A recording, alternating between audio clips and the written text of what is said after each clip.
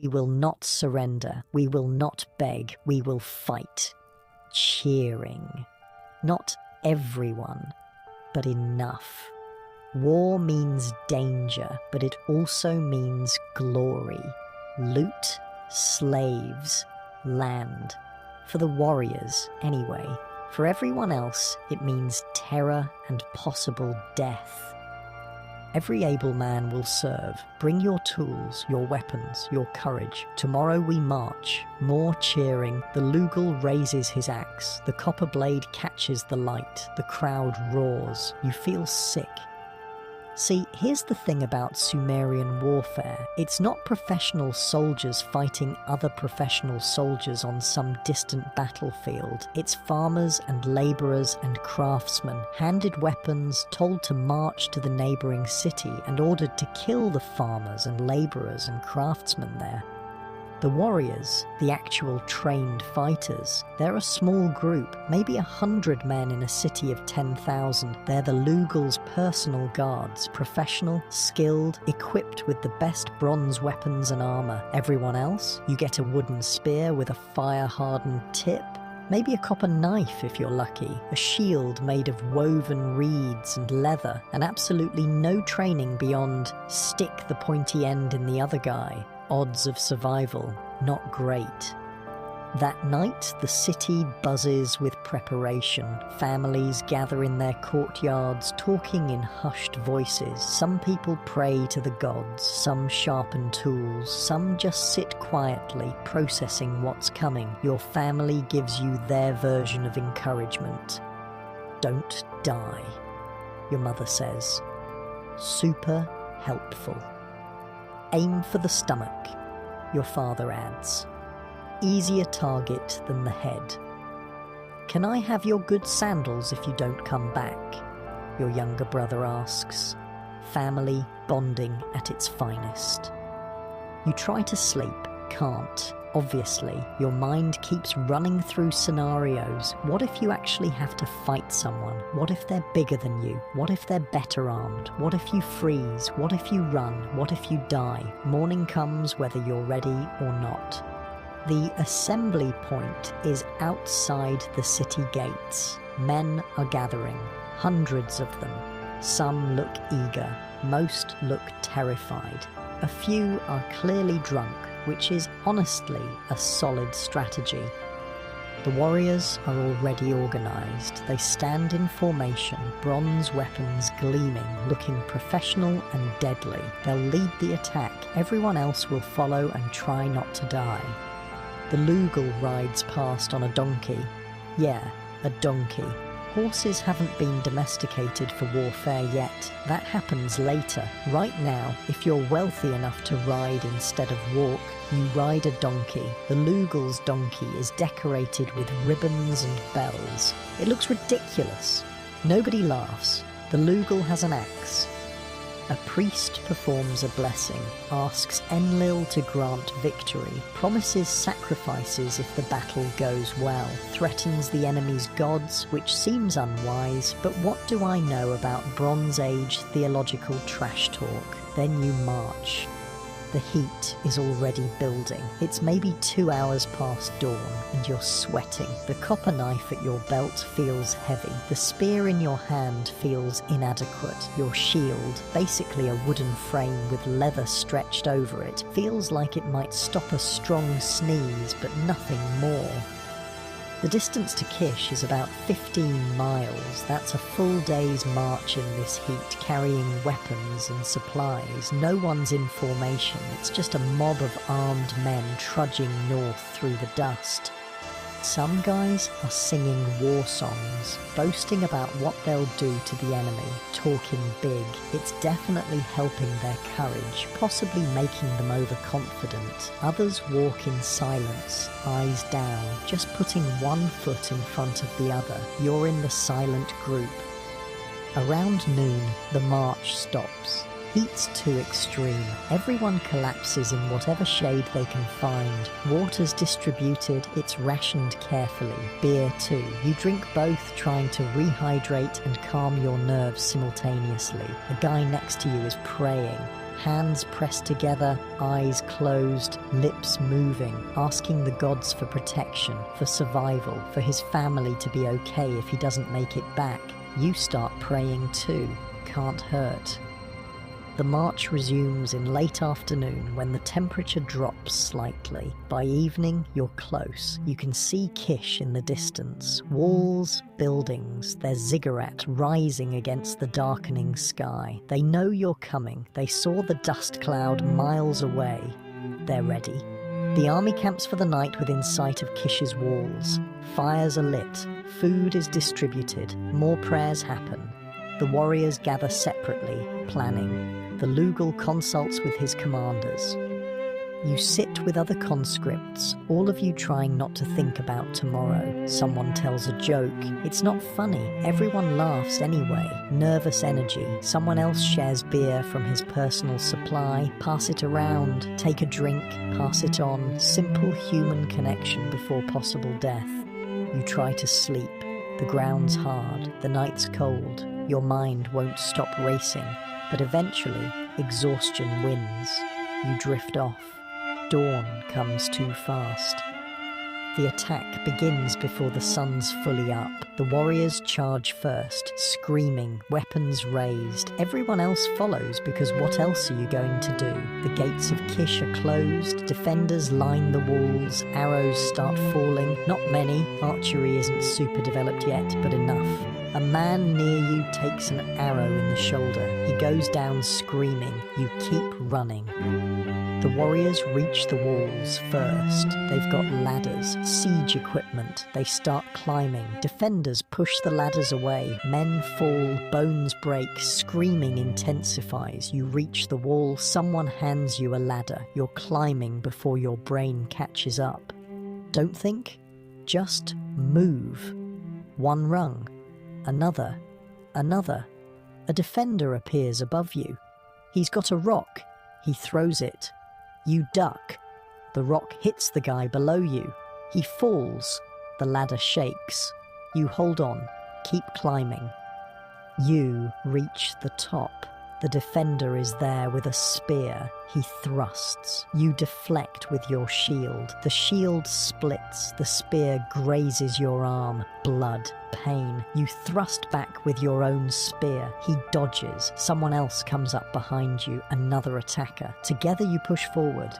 The defender backs up. More attackers come over the wall. The defenders are getting overwhelmed. The gate opens from inside. Your warriors got through somehow. The main force pours in. It's chaos. Complete chaos. Fighting in the streets, smoke from fires, screaming, weapons clashing, people running. You're in a group pushing through a narrow street. Defenders are throwing things from rooftops, rocks, pottery, boiling water. A clay pot shatters next to you, hot water splashing. A defender jumps down from a doorway, knife in hand. He's terrified. You're terrified. You both hesitate. Then training, what little you have, kicks in. You thrust your spear. He dodges. Not fast enough. The spear catches his side. He gasps, goes down. You stare at him. You just stabbed someone. Actually stabbed a person. He's bleeding, groaning. Someone pushes you forward. Move, keep moving. The fighting continues for hours. Eventually, Kish's defenders realize they're losing. They surrender. The Lugal accepts. The battle ends. Casualties on both sides. Dead men in the streets, wounded crying for help. Some will survive, many won't. Infection kills more than blades in this era. The Lugal claims victory. Kish's Ensi is forced to kneel, to swear allegiance, to promise water rights, to send tribute, grain, silver, slaves. Your army loots the city, not everything, enough to hurt them, enough to make the point. Grain stores raided, valuable goods taken, people captured for slavery. You don't participate, you find a corner, sit down, look at your hands. There's blood on them, not yours, someone else's. You feel nothing, then everything, then nothing again. This is warfare in ancient Sumer, brutal, close, personal, no glory, just survival and trauma and the desperate hope that next time it's not your city being raided. The march back takes 2 days, the army's slower now, carrying loot, herding prisoners, tending to wounded. You walk in silence. Your arm where the spear grazed has been bandaged. It hurts, it'll scar. Everyone's quiet, even the guys who were boasting before. War looked different in their imagination. You reach your city, celebrations happen, the Lugal is praised, sacrifices are made to the gods, beer flows freely, people cheer, you go home, your family's relieved you survived, your mother cries, your father claps your shoulder, your brother still wants your sandals, but at least he waited until you got back to ask again. That night, you lie on your reed mat, staring at the ceiling. The scrape on your arm throbs, your muscles ache, your mind replays the fighting, the defender's face, the blood. Tomorrow you'll go back to the canals, back to normal work. Life continues, but something's changed. You've seen what civilization costs, what it takes to maintain these cities, these canals, this fragile structure of society built on mud bricks and human labor. It's not just work, it's violence, control, power. And you're just trying to survive it. Unlike your soft bed right now, your peaceful room, your lack of copper weapons and city-state conflicts, your complete absence of needing to stab anyone to protect your water rights. Feel grateful yet? You should. Life after the battle settles into routine, because it has to. Your arm heals, slowly. The scar's there now, a reminder you'll carry forever. But the wound closes, you go back to canal work. The city goes back to its daily grind. The loot from Kish gets distributed. Extra grain rations for a few weeks, which is nice. The prisoners get put to work on the hardest jobs. The Lugal gets praised in songs, and life continues. You're working a section of canal near the fields when you see it, the thing that's been changing agriculture for the past few generations, but still blows your mind every time you watch it work. The plough. Before the plough, farming was brutal. You'd take a stick, basically a sharpened branch, and jab it into the soil, make a hole, drop in a seed, cover it, move 6 inches, do it again for an entire field. Your back would be destroyed by noon. The plough changed everything. It's simple, really. A wooden blade attached to a frame. You hitch it to an ox. The ox pulls. The blade cuts through the soil, turning it over, making a furrow. You walk behind, dropping seeds into the furrow. The ox does the hard work. You just guide it. One person with a plough can do what used to take 10 people with sticks. Maybe 20. That means fewer people need to farm, which means more people can do other things. Be scribes, craftsmen, merchants, priests, warriors. The plough created specialized society. The guy working this plough is named Lugal something. Everyone's named Lugal something, or N something, or some variation of god names. Sumerian naming isn't creative. Watch this, he says, grinning. He's clearly proud of his ox and his plough. The ox leans into the harness, muscles straining. The plough blade bites into the earth. The soil turns over, dark and rich. One pass and he's created a furrow that would have taken you an hour to make by hand. Beautiful, right? He says. It is. In a weird agricultural way, it's genuinely beautiful, efficient, elegant, problem-solving at its finest. How long to plough the whole field, you ask? 2 days, maybe 3. Used to take 2 weeks with hand tools. Progress. He continues ploughing. You watch for a bit, then head back to your canal work. But your mind's stuck on the plough, on how one invention can change everything, can free up time, can create new possibilities. The Sumerians are good at this, creating tools, solving problems, figuring things out. Take the wheel, the freaking wheel. You'd think wheels would be for transportation first, right? For moving heavy things. Nope. The first wheeled carts were for religious ceremonies. for carrying statues of gods in processions, for showing off during festivals. Only later did someone think, hey, maybe we could use this for regular stuff too. Now wheels are everywhere, carts for hauling grain, for transporting bricks, for moving goods to market, and of course, for war. The Lugal has war chariots. Well, chariots is generous. They're basically carts with 2 wheels pulled by donkeys, not horses, donkeys, with a driver and a guy holding a spear. Donkey-powered war machines. It sounds stupid. It kind of is stupid, but it works. You can move faster than infantry. You can charge through enemy lines. You can create chaos and fear until your donkey gets spooked and runs away, which happens more often than the Lugal would like to admit.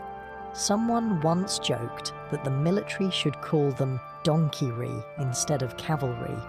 That person got beaten for disrespecting the Lugal's army. Worth it though. The joke was solid. Evening comes. You finish work, head home, clean up as best you can with rationed water. Dinner's the usual. Barley, onions, some dried fish, beer through a straw because it's thick and chunky, and drinking it normally means getting a mouthful of grain sediment. After dinner, you're sitting in the courtyard when a neighbour comes by. He's a craftsman, makes pottery, good at it too. Got something to show you, he says, excited. He's holding a piece of soap. Yeah, soap.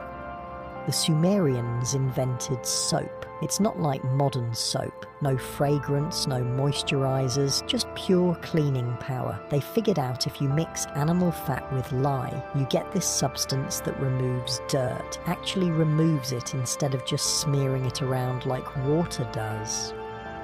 Made it this morning, he says proudly, trying to perfect the ratio. He's been experimenting for weeks. Too much lye and it burns your skin. Too little and it doesn't clean. Getting it right requires precision. Try it. You take the soap. It's grey, kind of grainy, smells weird. You rub it on your hands with a bit of water.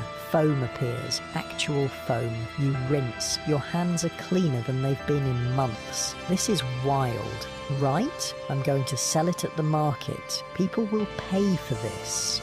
He's probably right. Cleanliness is valued in Sumer, even if it's hard to achieve. The wealthy pay good money for perfumes and oils. Soap fits right in.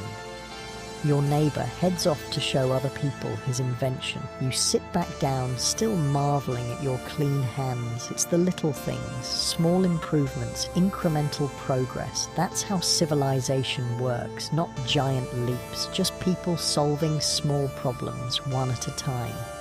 The sky's darkening, stars are coming out.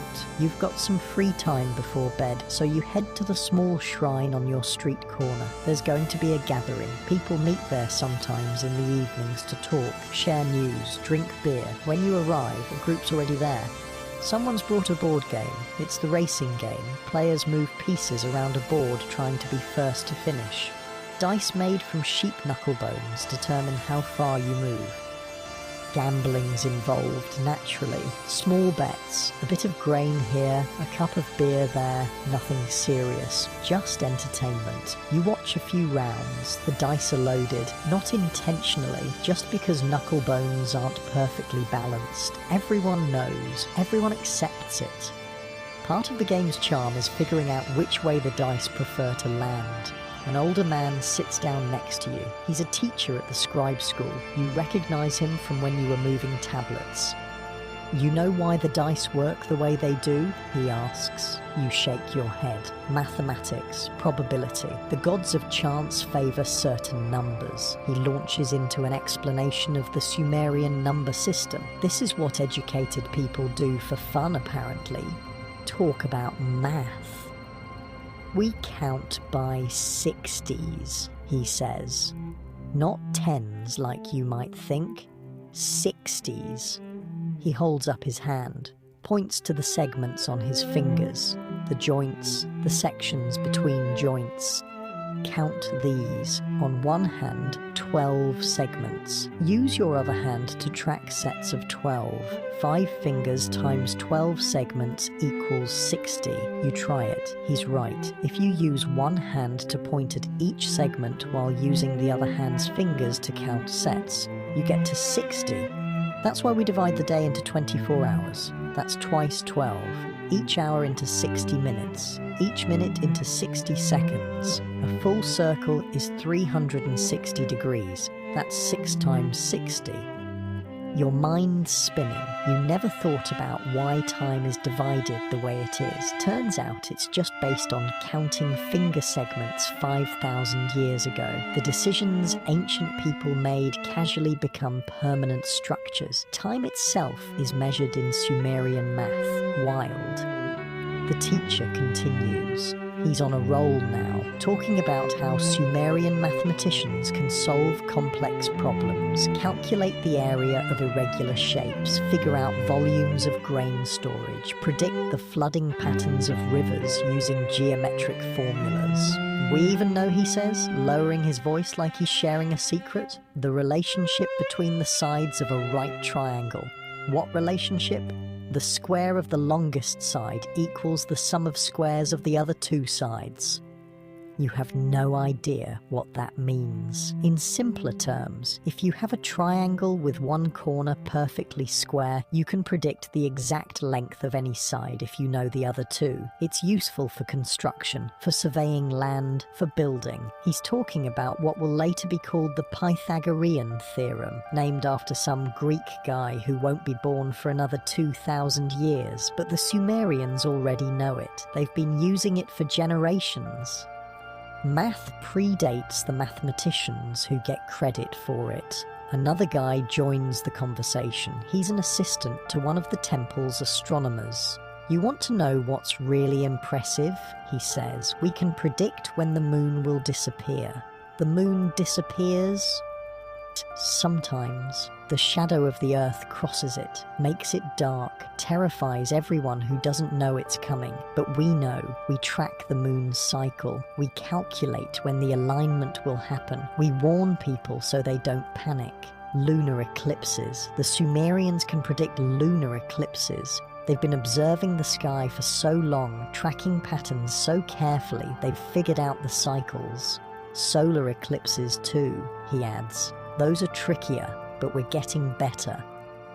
The conversation shifts to the calendar, how it's based on lunar cycles, 12 months of 29 or 30 days, about 354 days total, but that's 11 days short of a solar year, so every few years they add a 13th month to sync it back up. It's a messy system, but it works. The 7-day week is also Sumerian. Each day corresponds to a celestial body. Sun day, moon day. The day of Ninurta later becomes Saturn's day. Each culture that inherits this system just renames the days for their own gods, but the structure stays the same. You're sitting here in 3000 BC, listening to educated people casually discuss concepts that will define human civilization for the next 5,000 years. They don't know they're being groundbreaking. To them, it's just solving practical problems. When does the harvest happen? Track the moon. How do we divide labor shifts? Count in 60s. How do we predict disasters? Observe the sky. Simple questions, complex answers, tools and knowledge passed down, refined, improved. Someone breaks out a lyre, music time. The lyre's a stringed instrument, shaped kind of like a U with strings stretched across. The sound is beautiful, soft and melodic, perfect for evening gatherings. The player starts a song everyone knows. It's about Inanna, the goddess of love and war, about her descent to the underworld. People join in singing. You don't know all the words, but you hum along. Music is huge in Sumer. Drums, flutes, harps, lyres. The wealthy have private musicians. The temple has whole orchestras for ceremonies. Even regular people make music. It's part of life, part of how stories get told and remembered. No written musical notation yet. Everything's memorized, passed down teacher to student, variations emerge, songs evolve, but the core melodies persist. The beer jar makes another round. You take your turn drinking through the communal straw. The beer's good tonight, sweet, thick, filling. You can taste the barley and dates used in brewing. Beer brewing is an art in Sumer. The goddess Ninkasi, lady who fills the mouth, oversees it. There's literally a hymn to her that doubles as a brewing recipe. Singers perform it during festivals, describing each step: how to prepare the grain, how to mix it with water and dates, how to ferment it, how to strain it. Religion and practical knowledge intertwined. No hops in the beer, so it's not bitter. More like liquid bread, nutritious enough to count as a meal. Safer than water because the brewing process kills bacteria. Everyone drinks it, kids, adults, elders. It's not about getting drunk, though that happens. It's about hydration and nutrition. The gathering continues into the night. More music, more conversation. Someone tells a story about the Great Flood, how the god Enki warned one man to build a boat, how he loaded it with animals and plants, how everything else drowned, how life started over. It's a story everyone knows, gets told and retold. Details change depending on who's telling it, but the core stays the same. Gods got angry. Flood happened. Humanity survived by being clever and lucky. Eventually, people start drifting home. You do the same, walking through dark streets under brilliant stars. No streetlights, no light pollution, just starlight and the occasional oil lamp in a window. Back home, your family's already asleep. You find your spot on the reed mat. Lie down. The familiar ridges press into your back. The air's cool now, almost cold. You pull a wool blanket over yourself. Today, you saw a plough making farming easier, soap making washing possible, dice and games making evenings fun. You heard about mathematics that will outlast empires, about astronomy that maps the cosmos, about music and stories that preserve culture. The Sumerians aren't just surviving, they're creating, inventing, building knowledge that will echo through millennia. And you're just a regular person, a canal digger, someone who got conscripted for war and lived to tell about it, someone who drinks beer through a straw and sleeps on a reed mat and works in brutal heat. But you're part of it, this grand experiment called civilization, where people come together, solve problems, create tools, share knowledge, where innovation happens not in isolation but in communities, where one person's clever solution becomes everyone's standard practice. It's messy, violent sometimes, unfair often, but it's also genuinely impressive. Unlike your modern bed, your climate control, your instant access to all human knowledge through a device in your pocket, your complete lack of needing to count finger segments to do math. You've got it easier, way easier. The stars outside are the same stars the Sumerians mapped. The math they invented still structures your day. The wheel they designed still moves your stuff. The beer they brewed still gets consumed at gatherings. 5,000 years later, their innovations persist. That's worth something. You close your eyes. Sleep comes easier tonight. Tomorrow's just canal work. Normal, regular, non-violent canal work. You can handle that. The sounds of the city fade, distant voices, a dog barking, the wind moving through reed walls, peace, brief, temporary, but real. You'll take it. The next few weeks pass without major incidents. Canal work, market trips, evening gatherings, the rhythm of Sumerian life. Then, one morning, the Ensi makes an announcement. There's going to be a trial. A public trial in the ziggurat courtyard. Everyone's encouraged to attend. Someone stole grain from the temple storehouse, got caught, now they're facing justice. Sumerian justice, which is, let's call it, straightforward. The trial happens at midday, because apparently the best time to render judgment is when it's 115 degrees, and everyone's miserable. The courtyard's packed. Trials are entertainment. Better than nothing to do. Plus, there's always the chance someone gets executed, which, grim as it sounds, people find compelling. The accused is brought forward, a young guy, maybe 20, skinny, scared. His hands are bound with rope. Guards flank him. The NC sits on a raised platform. He's wearing his official robes, the fancy ones with the fringe and embroidery. Next to him are the Council of Elders, respected older men who help make decisions, and a scribe to record everything on a clay tablet. The accusation is read aloud. The guy stole 3 sacks of barley from the temple. That's a lot, enough to feed a family for a month. The accused doesn't deny it, can't, really. He was caught literally carrying the grain out of the storehouse. Why did you do it? The NC asks. My family was starving. The rations weren't enough. My children were crying from hunger. True or not, it doesn't matter. Theft is theft. The law is clear. Here's the thing about Sumerian law codes. They're written down, carved in stone, public. Everyone can see them. Well, everyone who can read, which isn't many people. But the point stands, the laws exist. They're not just whatever the ruler feels like that day. The laws cover everything. Theft, murder, assault, property disputes, divorce, inheritance, business contracts, even stuff like, if your ox gores someone's ox, here's what you owe them. Super specific. The punishments are equally specific and harsh, really harsh. For stealing temple grain, the punishment is mutilation. They cut off your hand. The hand that stole seems symbolic to them, seems horrifying to everyone else. The guy starts begging, pleading. His family needs him. He can work. He can repay the grain. Please, mercy. The Council of Elders confers, whispers. The NC listens. Then he announces the verdict. Guilty. The punishment is 10 years of temple service. Wait, what? Instead of cutting off his hand, they're making him a temple slave. He'll work off the debt, 10 years of labor. His family will receive minimal rations during that time. It's harsh, but not mutilating. The crowd murmurs. Some people seem disappointed. No blood today. The guy's led away. Relief and despair mixed on his face. He gets to keep his hand. He loses his freedom for a decade.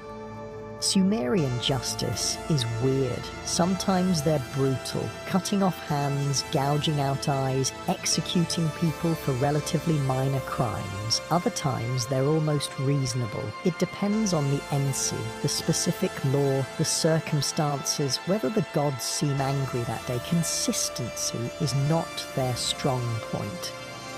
You head home after the trial. The sun's brutal. The streets are baking. Your thoughts keep circling back to the trial. How thin the line is between survival and punishment. How easily you could have been that guy. Desperate, starving, making a bad choice. That night, there's another ceremony at the ziggurat. This one's different. It's for the scribes who've completed their training. Graduation, basically. The ziggurat is lit with oil lamps. Dozens of them. The flames flicker in the evening breeze. It's actually beautiful. The stepped pyramid glowing against the dark sky. Stars above, warm light below. The ceremony happens on the second platform. The graduating scribes stand in a line, nervous and proud. They're wearing clean robes. Their hair is oiled and styled. This is their big moment. The head priest gives a speech about the importance of writing, how scribes preserve knowledge, record history, communicate with the gods through written prayers, manage the temple's wealth, serve the city. One by one, the new scribes are called forward. Each receives a copper stylus, their official tool, the symbol of their profession. They'll use it to write on clay tablets for the rest of their working lives. Each scribe has to demonstrate their skill. They're given